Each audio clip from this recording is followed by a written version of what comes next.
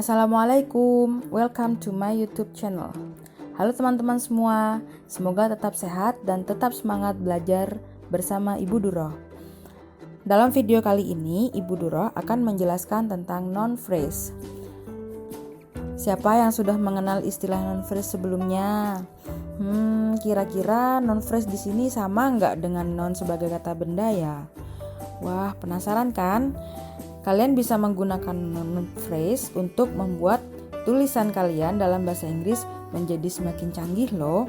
Jadi sebenarnya apa ya itu noun phrase? Yuk kita pelajari lebih lanjut. Noun phrase adalah kata benda yang terdiri dari lebih dari satu kata benda, namun menjelaskan satu bentuk kata benda. Kata benda yang dijelaskan dalam noun phrase bisa berupa noun atau bisa juga pronoun atau kata ganti.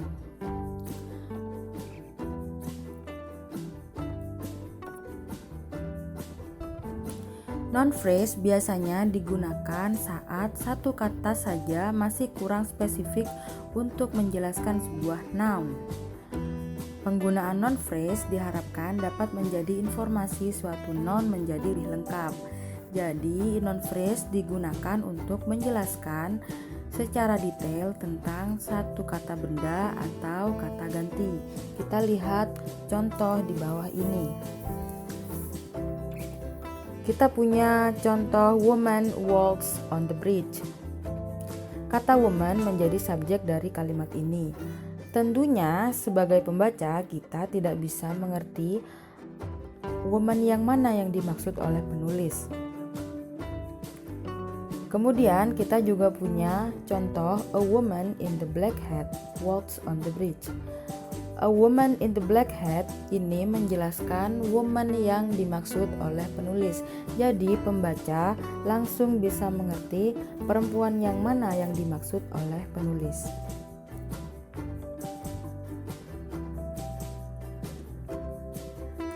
Dalam penulisan noun phrase kamu bisa menggunakan beberapa pola kalimat. Ada pola kalimat apa aja sih? Yang pertama kita bisa menggunakan determiner. Determiner kemudian digabung dengan premodifier, setelah itu head, dan setelahnya ada postmodifier. Determiner itu apa saja? Ya kata-kata yang termasuk dalam determiner. Pertama ada artikel, a and the, kemudian ada demonstrative, kemudian ada quantifier, numbers, distributive, difference word, dan predeterminer seperti such, what, rather, dan quite. Kemudian ada premodifier. Premodifier itu bisa berupa adjektif. Kemudian setelah premodifier ada head. Nah, di head ini, head adalah kata inti dari noun phrase. Head bisa berupa noun dan juga pronoun. Kemudian setelahnya ada postmodifier. Di postmodifier ini ada adjective clause dan juga ada adverb. Kita lihat contoh di bawah ini. A strong man wearing glasses sits beside me. Kata yang berwarna merah, sekelompok kata yang berwarna merah merupakan rangkaian kata yang menjadi noun phrase. Kita lihat a. A di sini adalah artikel, jadi dia termasuk pada determiner. Strength, dia adalah kata sifat atau adjektif, maka dia masuk pada premodifier. A strength itu semua menjelaskan man. Jadi man di sini adalah the head of this noun phrase. Wearing glasses juga adalah rangkaian kata yang menjelaskan man.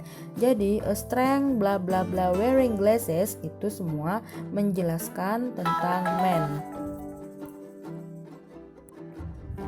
Dari 4 rangkaian kata tadi tidak semua digunakan dalam noun phrase.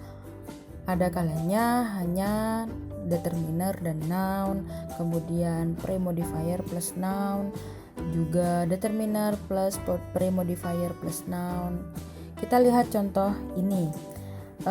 kita punya man sebagai kata benda di sini sebagai headnya. Kemudian kita tambahkan determiner menjadi the man. Kita tambahkan premodifier sebelum the head, ada tall man. Kemudian kita tambahkan determiner plus premodifier menjadi the tall man. Dan kemudian kita tambahkan noun plus post modifier, man with glasses.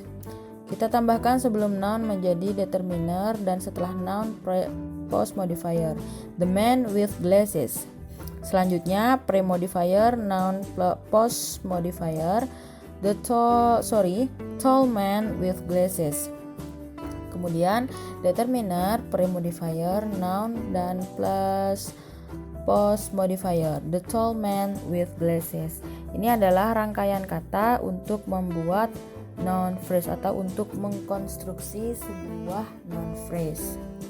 Perlu dicatat bahwa dalam noun phrase terdapat istilah determiner dan modifier. Apakah perbedaan dari dua kata tersebut?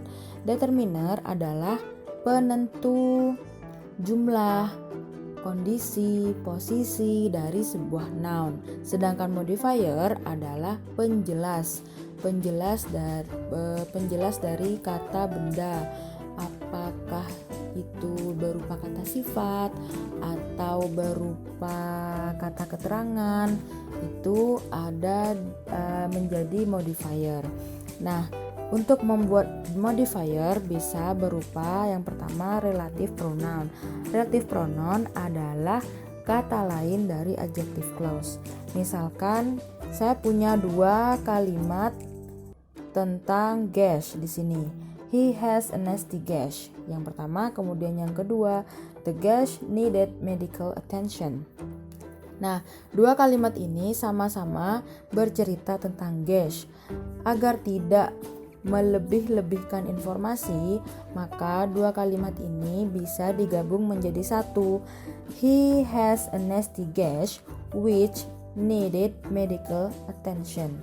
Jadi dua kalimat tersebut bisa dijadikan satu kalimat yang mencakup dua informasi dari penulis tadi.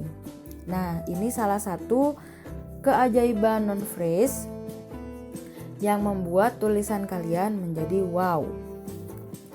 Yang kedua ada apposition. Apposition merupakan informasi tambahan untuk sebuah subjek.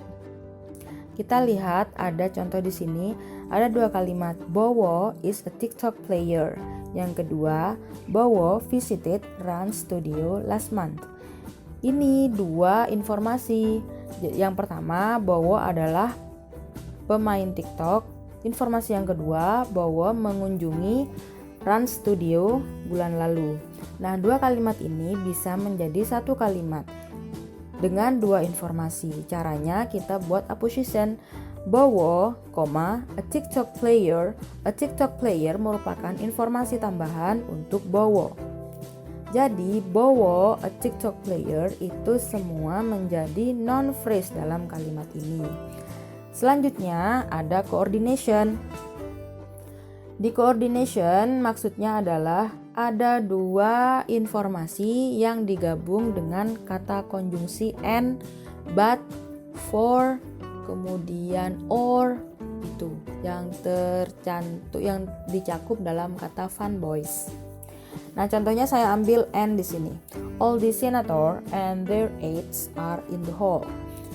Tentunya yang menjadi the head atau the main noun di dalam noun phrase ini adalah senator, karena all itu menjelaskan atau menentukan jumlah senator. All. Kemudian the itu juga menentukan senator. Senator yang mana? Berarti khusus, tidak umum. Jadi ada senator tertentu, all the senators. Kemudian their aides. Aides itu memang kata benda yang lain, cuman dia didahului oleh possessive pronoun yang merefer atau merujuk pada senator. Jadi the main noun atau the head dalam noun phrase ini adalah senator. Oleh karenanya 1, 2, 3, 4, 5, 6 kata ini menjadi rangkaian dari noun phrase. Setelah kita mengetahui konstruksi dan noun phrase, tentunya kita juga ingin tahu fungsi-fungsi noun phrase dalam sebuah kalimat itu apa saja selain subjek. Yang pertama, sebagai subjek. Sebagaimana yang sudah saya jelaskan tadi, noun phrase bisa menjadi subjek. Yang kedua, bisa menjadi direct object. Contohnya, they are testing some new equipment.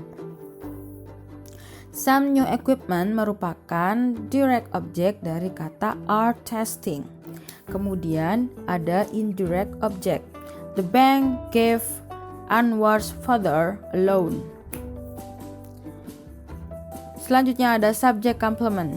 He is a new teacher. A new teacher merupakan complement dari he. Ada object complement juga fungsinya dari noun phrase. Noun phrase di sini ada a dictator. My cousin always called my uncle a dictator. Jadi a dictator merupakan complement dari my uncle. Selanjutnya ada complement of a preposition. The box of chocolate is intended for your children.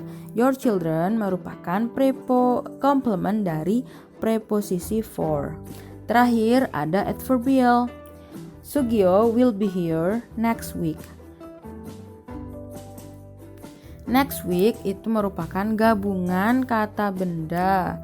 Gabungan kata benda yang terdiri dari next merupakan kata sifat yang menjelaskan kata week. Nah, makanya next week adalah rangkaian kata yang dikategorikan sebagai noun phrase. Nah, akhirnya kita mencapai pada slide terakhir. Ada exercise. Jadi, dari pembahasan saya tentang konstruksi noun phrase dan juga function of noun phrase, kalian bisa mengidentifikasi kata-kata atau kalimat-kalimat yang saya sertakan dalam tugas yang tercantum di e-learning. Silahkan kalian menghubungi saya untuk bertanya tentang apa yang tidak bisa dipahami dari penjelasan saya atau komen di bawah ini. Jangan lupa untuk tonton video selengkapnya dan juga subscribe channel ini.